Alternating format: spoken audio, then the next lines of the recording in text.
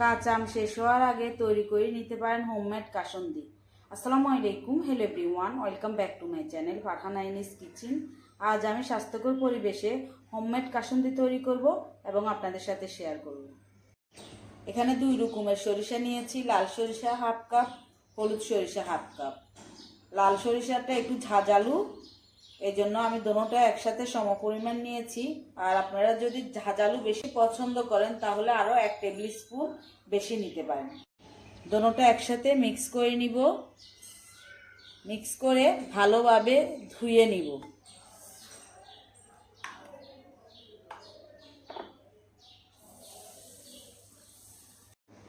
সরিষাগুলো ভালোভাবে ধুয়ে ময়লাগুলো ফেলে দিয়েছি, প্রচুর ময়লা ছিল। পর্যাপ্ত পরিমাণে পানি দিয়ে 10 মিনিট পর্যন্ত ভিজিয়ে রেখে দিব। একটা আম নিয়েছি, আমটা চামড়াটা ছাড়িয়ে ছোট ছোট পিস করে কেটে নিব। সরিষাগুলো পানি ঝরিয়ে নিয়েছি। এখন যে ব্লেন্ডারের জাগে মশলা পেস্ট করি ওই জারটা নিয়েছি, সরিষাগুলো দিয়ে দিচ্ছি। সরিষাগুলো দেওয়ার পর যে আমটা চামড়া ছাড়িয়ে ছোট ছোট পিস করে কেটে রেখেছি দিয়ে দিচ্ছি। 1 ইঞ্চি আদা নিয়েছি, আদাগুলোকে একটু ছোট করে কেটে নিয়েছি, দিয়ে দিচ্ছি। 1 কাপ পানি দিয়ে একসাথে ব্লেন্ড করে নেব। ব্লেন্ডার করা হয়ে গিয়েছে, সরিষাগুলো একবারে পেস্ট হয়ে গিয়েছে। একটু স্পুন দিয়ে উঠিয়ে দেখিয়ে দিচ্ছি। এখন চুলার পাশে চলে যাব। চুলাটা আগ থেকে ধরিয়ে দিয়েছি, একটা ফ্রাই প্যান বসিয়ে দিয়েছি। ফ্রাই প্যানে 2 কাপ পানি দিয়ে দিব।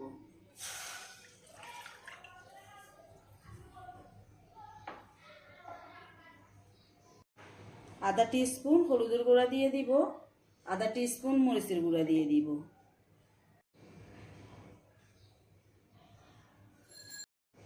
এক টিস্পুন লবণ দিয়ে দিব, দিয়ে ভালোভাবে মিক্স করে নিব। মিক্স করে পানিগুলা বলক ওঠা পর্যন্ত অপেক্ষা করব। পানিগুলো 2-3 বার বলক উঠিয়ে নিয়েছি। যে সরিষাগুলো ব্লেন্ডার করে রেখেছি সরিষাগুলো দিয়ে দিচ্ছি। সরিষার পেস্টগুলা পানির সাথে মিক্স করে নিব।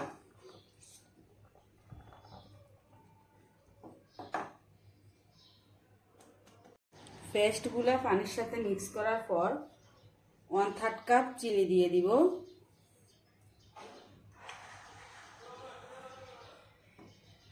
চিনিটা একসাথে মিক্স করে নিব।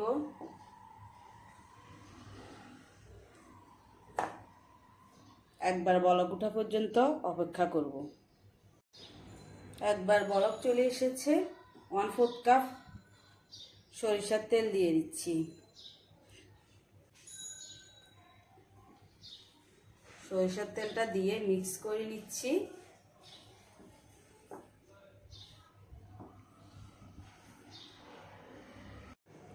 সরিষার তেলটা মিক্স করার পর 1/2 কাপ সাদা ভিনেগার দিয়ে দিচ্ছি।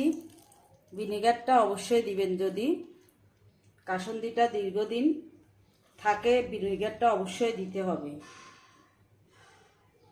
এই ভিনেগারটা দেওয়ার কারণে 5 থেকে 6 মাস কাসুন্দি ভালো থাকবে, না হলে নষ্ট হয়ে যেতে পারে।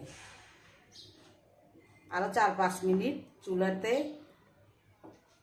রাখবো। কাসুন্দিটা আমার হয়ে গিয়েছে, চুলাটা অফ করে ঠান্ডা করে পরিবেশনে চলে যাব।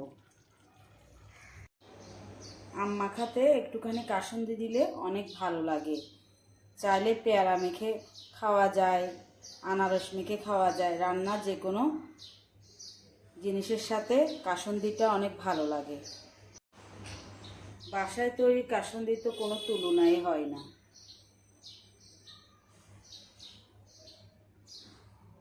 ঠান্ডা করে কাঁচের জারে নিয়ে নিচ্ছি।